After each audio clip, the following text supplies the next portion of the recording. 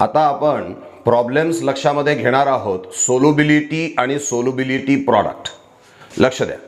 सगळ्यात पहिलं जे प्रॉब्लेम या ठिकाणी आपण घेतलेला आहे ते आहे solubility of silver chloride is 1.562 into 10 raised to power minus 10 moles per dm cube at 298 Kelvin. म्हणजे तुम्हाला सिल्वर क्लोराइडची सोल्युबिलिटी दिलेली आहे आणि ती दिलेली आहे मोल्स पर डीएम क्यूब मध्ये. आणि विचारलं काय आहे, calculate the solubility of AgCl in gram per DM cube at the same temperature. म्हणजे सोल्युबिलिटी तुम्हाला मोल्स पर डीएम क्यूब मध्ये दिलेली आहे, त्या सोल्युबिलिटीला तुम्हाला ग्रॅम पर डीएम क्यूब मध्ये कन्व्हर्ट करायचं आहे. मग कसं कन्व्हर्ट करणार तर लक्ष द्या. या ठिकाणी तुम्हाला त्यांनी मोलार मास ऑफ AgCl सुद्धा दिलेला आहे. मोलार मास ऑफ AgCl आहे 143.5 ग्रॅम पर मोल.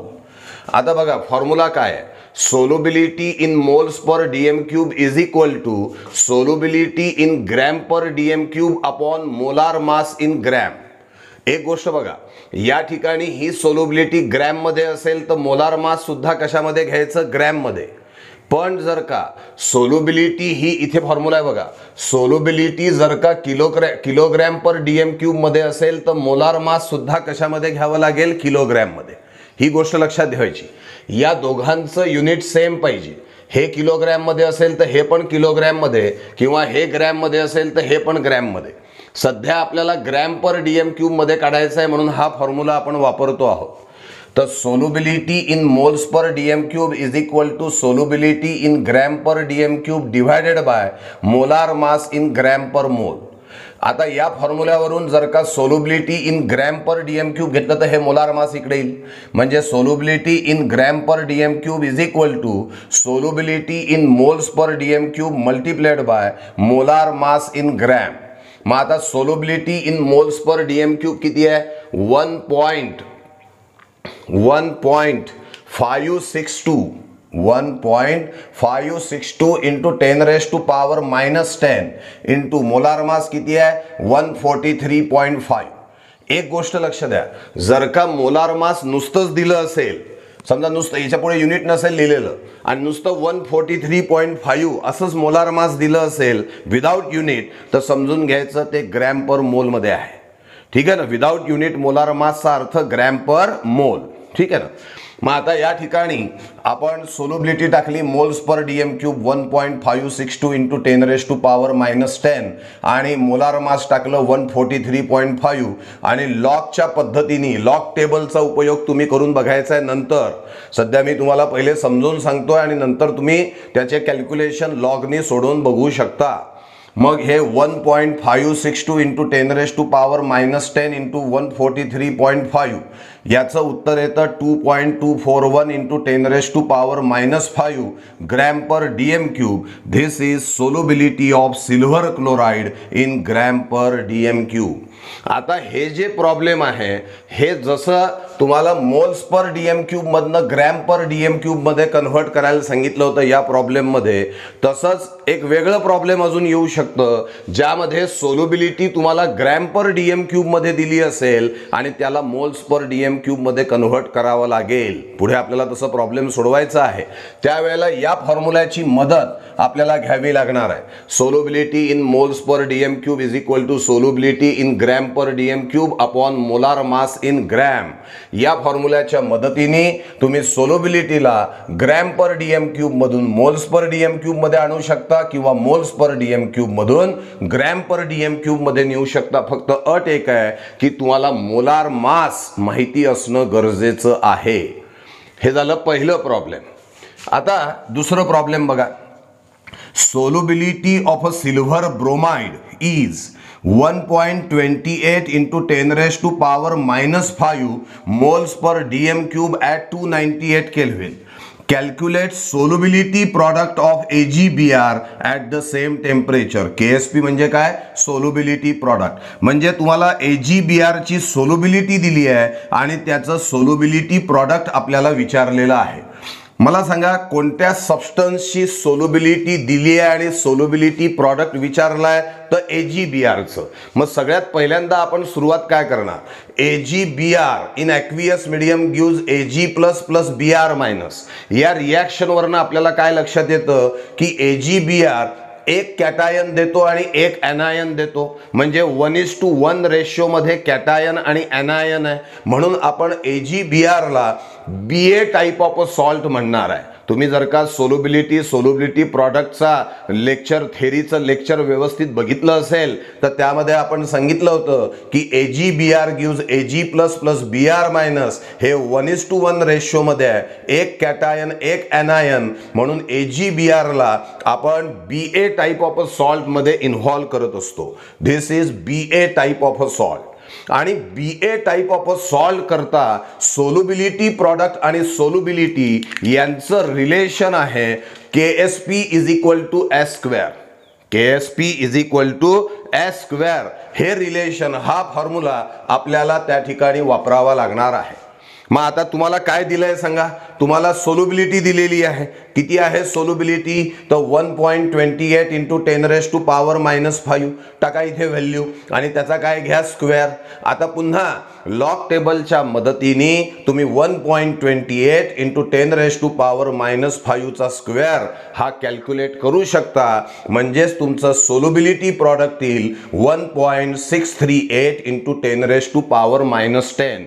जिथे जिथे लॉग टेबलचे कॅल्क्युलेशन्स तुम्हाला करून बघायचे आहेत त्या त्या ठिकाणी मी असा स्टार करून ठेवतो, म्हणजे जेणेकरून तुम्हाला त्या ठिकाणी कॅल्क्युलेशन्स जे आहेत ते स्वतःला करून बघता येतील.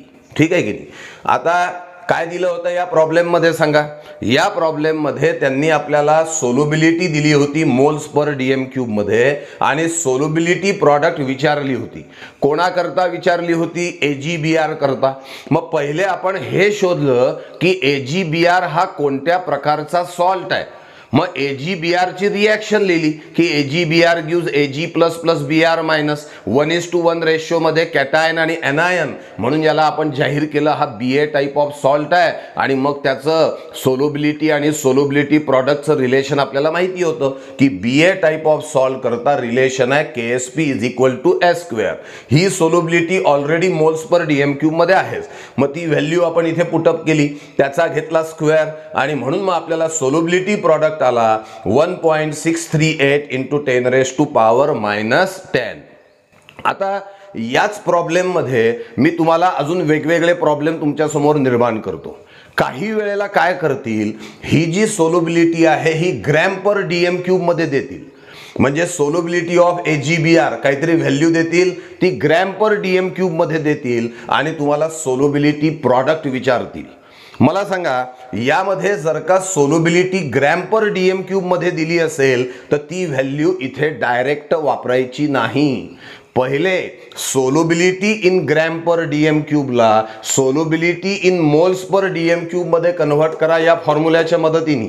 जर का सोल्युबिलिटी ग्रॅम पर DM³ मध्ये दिली असेल तर त्याला molar mass in gram per मोलने डिव्हाइड करा, म्हणजे ही सोल्युबिलिटी कन्व्हर्ट होईल मोल्स पर DM³ मध्ये. आणि एकदा का सोल्युबिलिटी मोल्स पर DM³ मध्ये आली की तो सॉल्ट कोणत्या प्रकारचा आहे हे शोधा, फॉर्म्युला लक्षात घ्या आणि त्यामध्ये सोल्युबिलिटीची किंमत काढून तुम्ही सोल्युबिलिटी प्रॉडक्ट कॅल्क्युलेट करू शकता.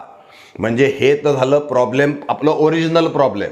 यामध्ये मी आता वेगवेगळे प्रॉब्लेम्स तुमच्या समोर निर्माण करतोय की समजा सोल्युबिलिटी ग्रॅम पर DM³ मध्ये दिली असेल तर प्रवास कसा झाला असता. Solubility in gram per DM³ is first of all converted into solubility in moles per DM³ and then solubility in moles per DM³ by using proper formula it is converted into solubility product. मग त्याचं पासून आपण solubility product हा calculate केला असता. आता अजून एक प्रॉब्लेम या ठिकाणी तुम्हाला सांगतो, ते कोणतं. समजा या ठिकाणी मी AgBr हा सॉल्ट घेतलाय जो BA टाईप ऑफ सॉल्ट आहे. याच्याऐवजी PbBr2 घेता आला असता. PbBr2 याची डिसोसिएशन रिॲक्शन काय येते तर PbBr2 gives Pb2 plus plus twice Br-. म्हणजे एक कॅटायन आणि 2 एनायन देतो तो. मग एक कॅटायन आणि 2 एनायन जर का देतो तर PbBr2 हा Ba2 टाइप ऑफ सॉल्ट येईल आणि त्याच्याकरता KSP चा फॉर्म्युला आहे 4s3. म्हणजे तुम्हाला पहिले हे डिसाइड करणं आहे की दिलेला सॉल्ट हा कोणत्या प्रकारात मोडतो, तो Ba आहे का Ba2 आहे का Ba3 आहे आणि त्यानुसार फॉर्म्युला आपल्याला घ्यावा लागेल. जर का तो Ba टाइप ऑफ सॉल्ट असेल तर KSP is equal to S². जर का तो Ba2 टाइप ऑफ सॉल्ट असेल तर KSP is equal to 4s³. जर का तो Ba3 टाइप ऑफ सॉल्ट असेल तर KSP is equal to 27s⁴. असे फॉर्म्युले आपल्याला वापरावे लागणार आहेत. त्यामुळे इथे 2 गोष्टी डोक्यात ठेवा. पहिला मुद्दा solubility moles per DM cube मध्ये पाहिजे आणि दुसरा मुद्दा सॉल्ट हा कोणत्या प्रकारचा आहे हे पहिले डिसाइड करा, कारण त्यावरून तुम्हाला फॉर्म्युला फिक्स करावा लागतो आणि मग सोल्युबिलिटीची किंमत टाकून तुम्ही सोल्युबिलिटी प्रॉडक्ट हे कॅल्क्युलेट करू शकता. आता तिसऱ्या प्रॉब्लेमकडे आपण जाऊ. काय आहे तिसरं प्रॉब्लेम बघा. तुम्हाला सोल्युबिलिटी ऑफ लेड सल्फेट दिलेली आहे 3.03 into 10⁻⁻5 kilogram per DM cube मध्ये. बघा इथे सोल्युबिलिटी त्यांनी किलोग्रॅम पर डीएम क्यूब मध्ये दिली आहे आणि सोल्युबिलिटी प्रॉडक्ट विचारलेला आहे लेड सल्फेटचा आणि मोलार मास दिलेला आहे लेड सल्फेटचं 303. या ठिकाणी जर का तुम्ही बघितलं तर मोलार मासला कुठलंही युनिट दिलेलं नाही. युनिट दिलेलं जेव्हा नसतं तेव्हा गृहीत धरायचं ते ग्रॅम पर मोल मध्ये आहे. कशामध्ये आहे? ग्रॅम पर मोल मध्ये आहे असं गृहीत धरून चालायचं. म्हणजे आता आपला प्रवास कसा असेल बघा. सोल्युबिलिटी दिलेली आहे किलोग्रॅम पर डीएम क्यूब मध्ये. त्या सोल्युबिलिटीला पहिले कन्व्हर्ट करायचं मोल्स पर डीएम क्यूब मध्ये आणि नंतर लेड सल्फेट कोणत्या प्रकारचा सॉल्ट आहे हे शोधायचं. योग्य तो फॉर्म्युला घ्यायचा आणि मग सोल्युबिलिटी प्रॉडक्ट काढायचा. तर चला पहिले तर आपण काय करू, या सोल्युबिलिटीला किलोग्रॅम पर डीएम क्यूब मधून आपण मोल्स पर डीएम क्यूब मध्ये कन्व्हर्ट करू. फॉर्म्युला हा जो फॉर्म्युला वापरलाय तसाच हा फॉर्म्युला आहे. Solubility in moles per DM cube is equal to solubility in kilogram per DM cube divided by molar mass in kilogram. मग आता solubility in kilogram per DM cube किती होती? 3.03 इंटू 10⁻⁻5 टाकली व्हॅल्यू. मोलार मास किती होतं? 303. पण हे जे मोलार मास आहे लक्ष द्या, मोलार मास जे आहे हे मोलार मास तुम्हाला दिलेलं होतं 303. युनिट काहीच नव्हतं म्हणजे ते होतं 303 ग्रॅम पर मोल. पण मला सांगा ही solubility kilogram per DM cube मध्ये आहे म्हणजे मोलार मास सुद्धा किलोग्रॅम पर मोल मध्ये लागेल. म्हणजे ते झालं 303 इंटू 10⁻⁻3. म्हणून इथे मोलार मास 303 घेतल्यावरही इथे आपण मोलार मास 303 इंटू 10⁻⁻3 का घेतलं? कारण ते मोलार मास किलोग्रॅम मध्ये पाहिजे होतं. हे मोलार मास तर ग्रॅम मध्ये आहे. त्या ग्रॅम वाल्याला आपण किलोग्रॅम मध्ये कन्व्हर्ट केलेलं आहे. आता हे तुम्ही सॉल्व करायचं. तुम्हाला हे तर लॉग टेबल वापरायची पण गरज नाही आहे. ओरली तुमच्या लक्षामध्ये येणार आहे. हे सॉल्व केल्यावर तुमची solubility in moles per DM cube तुम्हाला आल्याचं दिसेल. ती असेल 1 into 10⁻⁻4 moles per DM cube. ही आली आपली सोल्युबिलिटी. आता solubility moles per DM cube मध्ये आली. हा पहिला भाग झाला. आता मला सांगा सॉल्ट कोणता आहे? तर लेड सल्फेट आहे. लेड सल्फेटचा फॉर्म्युला आपल्याला यायला पाहिजे. सल्फेट म्हणजे SO4, लेड म्हणजे PbSO4 म्हणजे लेड सल्फेट. आता हा जो लेड सल्फेट आहे त्याची रिॲक्शन घेतली आपण. PbSO4 in aqueous medium gives Pb2++ SO4-. मला सांगा PbSO4 गिव्स Pb2++ SO4-.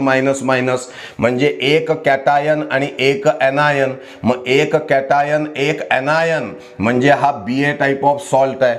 जसा AgBr जसा AgCl हे दोन्ही पण Ba टाइप ऑफ सॉल्ट होते तसा PbSO4 सुद्धा Ba टाइप ऑफ सॉल्ट आहे.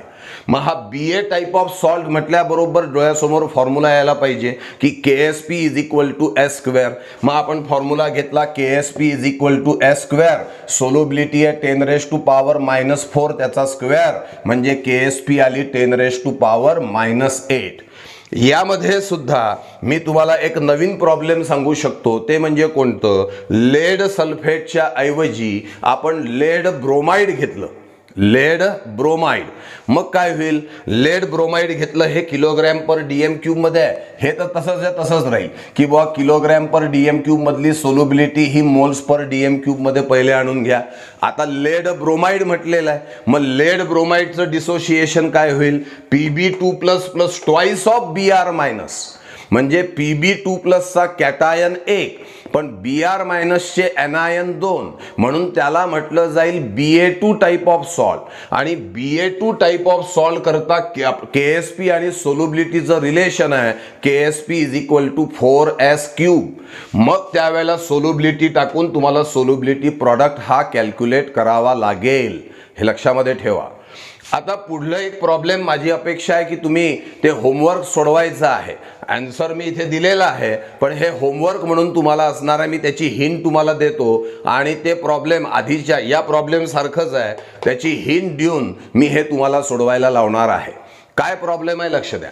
Solubility of a lead sulphate is 0.038 gram per DM³. आता सोल्युबिलिटी तुम्हाला ग्रॅम पर DM³ मध्ये दिली आहे अँड कॅल्क्युलेट सोल्युबिलिटी. तुम्हाला सोल्युबिलिटी तर दिलेली आहे, परत सोल्युबिलिटी कशाला विचारली, तर जी सोल्युबिलिटी दिली होती ती ग्रॅम पर DM³ मध्ये आहे, जी विचारलेली सोल्युबिलिटी आहे ती मोल्स पर DM³ मध्ये असणार आहे. कशामध्ये, मोल्स पर DM³. आणि सोल्युबिलिटी प्रॉडक्ट सुद्धा तुम्हाला विचारलेला आहे. मग आता हे प्रॉब्लेम कसं सोडवणार लक्षात घ्या. पहिले तर तुम्हाला हा जो PbSO4 ची सोल्युबिलिटी ग्रॅम पर DM³ मध्ये आहे, तर त्या सोल्युबिलिटीला पहिले मोल्स पर DM³ मध्ये कन्व्हर्ट करावं लागेल.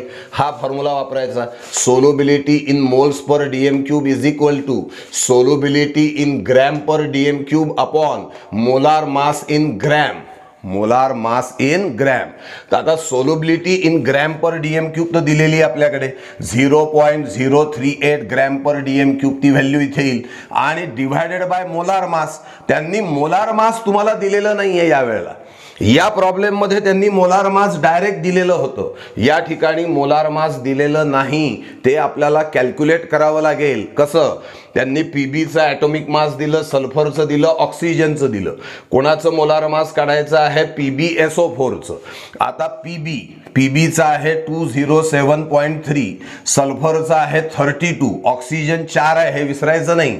4 ऑक्सिजन आहे, एका ऑक्सिजनचं 16 आहे, 4 × 16 यांची बेरीज करा म्हणजे तुम्हाला मोलार मास मिळेल. आता तुमच्याकडे काय काय, बरं हे मोलार मास ग्रॅम मध्ये असेल, बरं जे मोलार मास येईल तुमचं ते ग्रॅम मध्ये असणार आहे.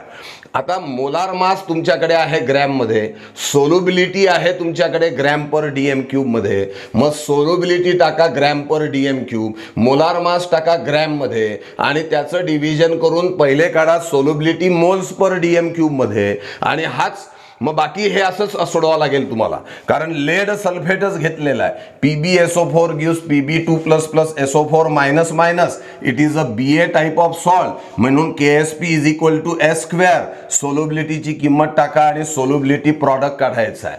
या ठिकाणी सोल्युबिलिटी किती येते मी उत्तर लिहिलेलं आहे, तुम्हाला टॅली करायला ते सोपं जाईल. तर हे प्रॉब्लेम जे आहे, प्रॉब्लेम नंबर 4, हे तुम्हाला स्वतःला सोडवून बघायचं आहे. आता प्रॉब्लेम हे जे काही प्रॉब्लेम घेतलं, पहिलं, दुसरं, तिसरं, चौथं, यामध्ये तुमच्या असं लक्षात आलं असेल की सगळेच प्रॉब्लेम जे आहे हे BA टाईपचे झाले, म्हणजे एक कॅटायन एक एनायन. आता थोडं वेगळं प्रॉब्लेम आपण घेऊ. मग त्यामध्ये काय करतो मी, सोल्युबिलिटी ऑफ सिल्व्हर सल्फेट तुम्हाला दिलेला आहे. Solubility of silver sulfate is 1.85 into 10⁻⁻² moles per DM³. आणि तुम्हाला सोल्युबिलिटी प्रॉडक्ट विचारलेला आहे. या ठिकाणी एक सगळ्यात महत्त्वाची गोष्ट म्हणजे सिल्वर सल्फेटचा फॉर्म्युला दिलेला नसतो, तो फॉर्म्युला आपल्याला शोधावा लागेल, आपल्याला तयार करता आला पाहिजे तो.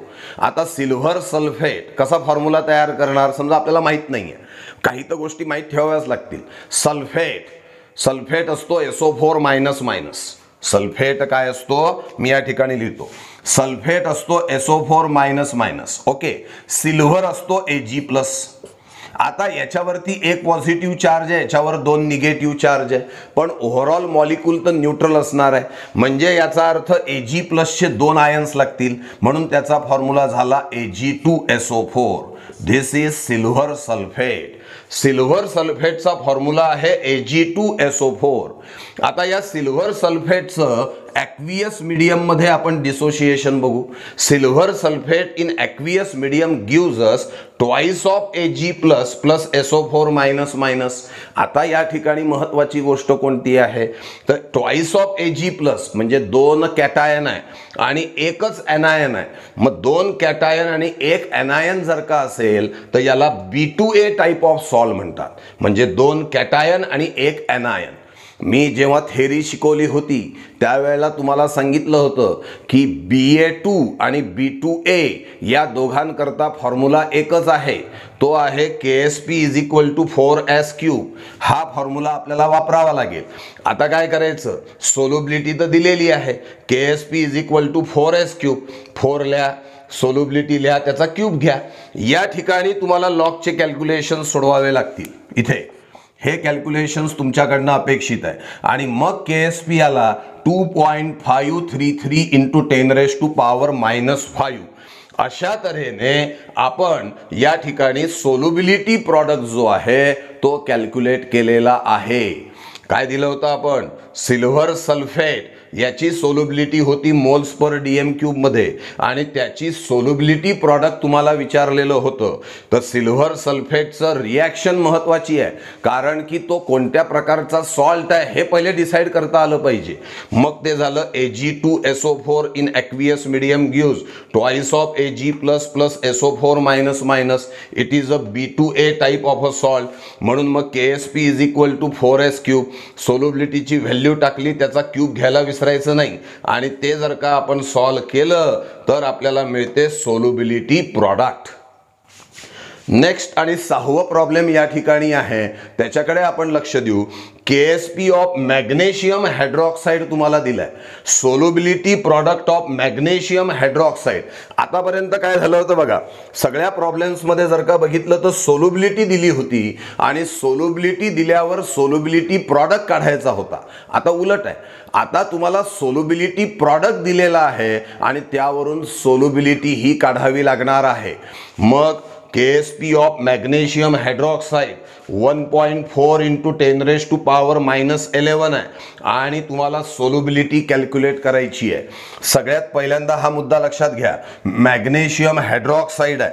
Magnesium hydroxide MgOH/2 in aqueous medium gives us Mg2+ plus twice of OH-.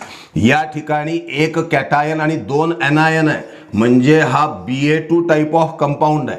कोणता कंपाऊंड आहे, Ba2. सॉल्ट नाही म्हणू आपण याला, कारण MgOH/2 आहे. मग हा आहे Ba2 टाइप ऑफ कंपाऊंड.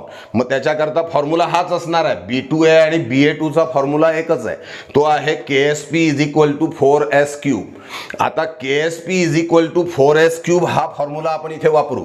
मी या ठिकाणी थोडक्यात लिहितो, आपण याला डिटेलमध्ये डिस्कस करूच नंतर.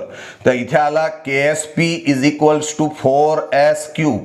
म्हणजेच S cube root of KSP/4 म्हणजेच क्यूब रूट ऑफ KSP ची व्हॅल्यू किती आहे 1.4 × 10⁻⁻11 डिवायडेड बाय या ठिकाणी काय असणार आहे 4. म्हणजे मग तुमची सोल्युबिलिटी ही आल्याचं दिसेल आणि ती सोल्युबिलिटी असेल मोल्स पर DM³ मध्ये. ऐका, हे पण कॅल्क्युलेशन्स तुम्हाला करायचे आहेत आणि त्याचा आन्सर मी या ठिकाणी दिलेला आहे. ऐका, पहिले प्रॉब्लेम काय होतं, solubility product of magnesium hydroxide is given and we have to calculate solubility. Solubility in moles per DM³ काढायची आपल्याला. तर काय करावं लागेल, तर सगळ्यात पहिले मॅग्नेशियम हायड्रॉक्साईड कोणत्या प्रकारचा कंपाऊंड आहे हे काढलं आपण, तर तो निघाला Ba2 टाईप ऑफ कंपाऊंड, कारण एक कॅटायन आणि 2 ॲनायन होते.